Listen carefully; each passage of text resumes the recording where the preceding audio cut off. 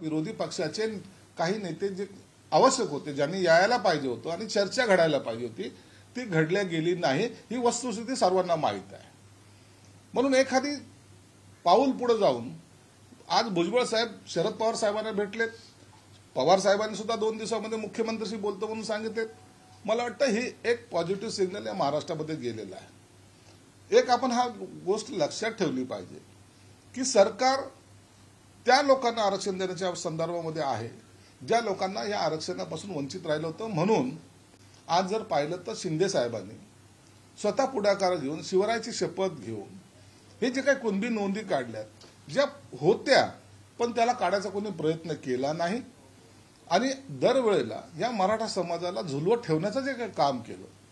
परवा जर तुम्ही पाहिलं असेल जरांगे साहेबांनी संभाजीनगरमध्ये जाहीरपणे सांगितलं की ज्या नोंदी मिळाल्या जवळपास 46-47 लाख, त्यामुळे 1.5 कोटी मराठा समाजाला कुणबींचे सर्टिफिकेट मिळालेत ही त्यांनी मान्य केलेली, ही उपलब्धी सरकारने केलेली आहे।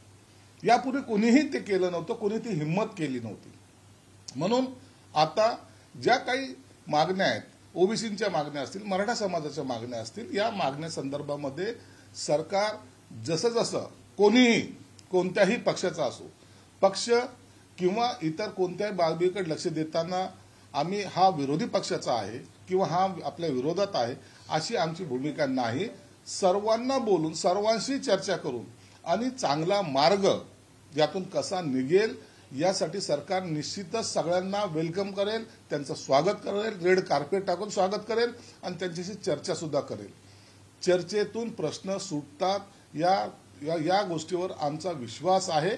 म्हणून आता आज भुजबळ साहेबांचा जे काही राजकीय काही घडामोडी घडतील किंवा काय होतील यावर आता त्यांनी सुद्धा स्वतःच पडदा टाकलेला आहे आणि आम्ही त्यांच्या या भूमिकेचं स्वागत करतो। मुख्यमंत्री साहेब आज पंढरपुरामध्ये आहेत, निश्चित या सगळ्या माहिती त्यांच्याकडे गेलेली आहे आणि 1-2 दिवसामध्ये या संदर्भात बैठकीचं जर त्यांनी पवार साहेबांनी जर आग्रह धरला तर निश्चित 2 दिवसामध्ये बैठक सुद्धा या संदर्भात होईल। काल छगन भुजबळांनी शरद पवारांवरती खूप जोरात टीका केली होती। ते म्हणत होते की तुमचा राग आमच्यावर असेल तर तो समाजावर काढू नका।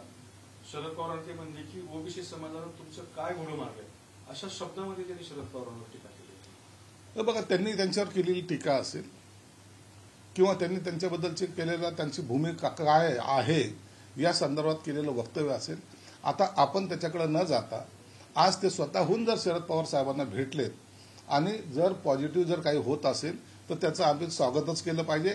नसता काल काय बोलले त्याच्यावर जर आपण टीका करत बसलो तर पुन्हा ह्या राजकीय वातावरण बिघडेल आणि समाजामध्ये पुन्हा द्वेष निर्माण होईल। पण ह्याच्या आधी जी बैठक झाली होती तर त्या बैठकीला विरोधी पक्षांनी जाऊ नये यासाठी बारामतीतून फोन आला होता असा आरोप छगन भुजबळांनी केला। सर्व आता या आरोपाला आता आपण थोडंसं साईड ट्रॅक केलं पाहिजे। जर पॉझिटिव्ह होत ना मग बाकी काल कोण काय बोललं याकडेच जर आपण जर अडून बसलो तर पुढचा मार्ग निघणार नाही आणि मार्ग काढायचा असेल तर काही गोष्टी ह्या जाणीवपूर्वक टाळल्या पाहिजेत या मताचे आम्ही आहोत।